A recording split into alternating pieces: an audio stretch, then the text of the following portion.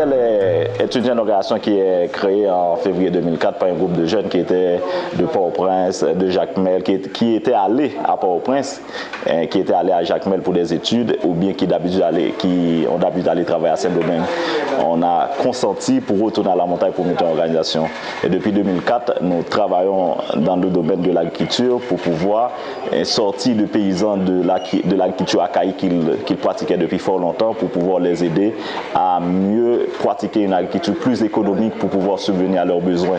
Et maintenant, Opadel a 956 membres, ça a commencé à évoluer, les paysans commencent à prendre confiance et ça marche et maintenant, jusqu'à présent, on peut dire que les paysans commencent à satisfaire vraiment de nos savoirs que leur fils leur a apportés dans la communauté pour venir leur en aide pour pouvoir développer la montagne. Le café, c'est un centre d'activité de formation et d'échange qui va regrouper presque toutes les activités de l'Opadel.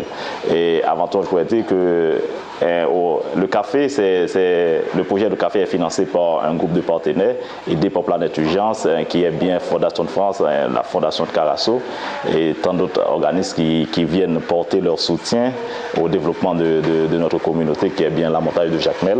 Comme vous voyez, il y a beaucoup de bâtiments sur le terrain là où va loger le café. On a là-haut cette maison d'accueil.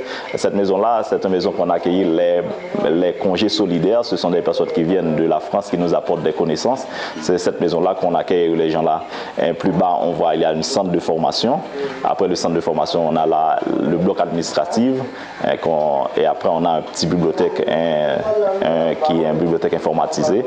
Et après, on descend, il y a une maison qu'on appelle maison habitat durable. C'est une nouvelle technique de construction qu'on est en train d'expérimenter sur la montagne. Ce sont des maisons en construction en grabion. On a après une maison témoin, c'est une maison de prototype en grabion, en soubassement en grabion qu'on a fait pour pouvoir faire visiter les bénéficiaires pour voir est-ce qu'ils aiment vraiment cette maison, est-ce qu'ils veulent changer dans cette maison. Et plus bas, on a un atelier, c'est là qu'on construit des grabions. On a un atelier qu'on fabrique pour le charpente, parce que les maisons, ce sont des maisons préfabriquées qu'on fait ici.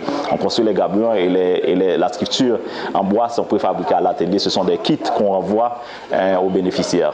Et plus bas, on a un centre pour l'achat du café, les grains de café et une banque de semences. En gros, et plus haut, qu'on va construire aussi le centre d'accueil qu'on va loger presque à droite du café pour pouvoir accueillir les gens qui viennent dans la communauté. Il va y avoir une zone de transformation pour le café, le vrai café, le grain de café.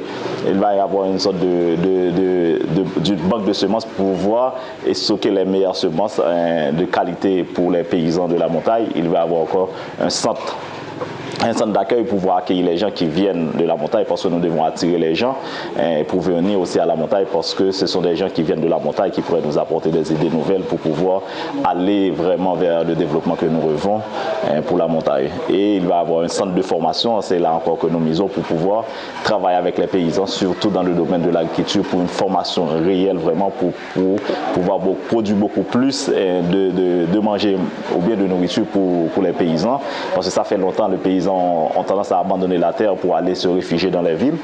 Maintenant, avec le centre de formation, on va motiver les paysans pour leur dire que lorsqu'ils deviennent dans la terre, ils devraient continuer à travailler la terre pour pouvoir trouver beaucoup de manger, pour que Haïti ne dépend pas vraiment de l'aide de l'extérieur. L'objectif, c'est ça. Et comme je dis, il y a dans le café aussi l'échange. L'échange, c'est un peu fort pour nous. L'échange, c'est non seulement de partager ce qu'il fait Opadel, mais c'est d'aller chercher aussi ce qu'ils font les autres organisations pour pouvoir venir à l'Opadel avec ça, pour pouvoir travailler beaucoup plus pour un réel développement sur la montagne.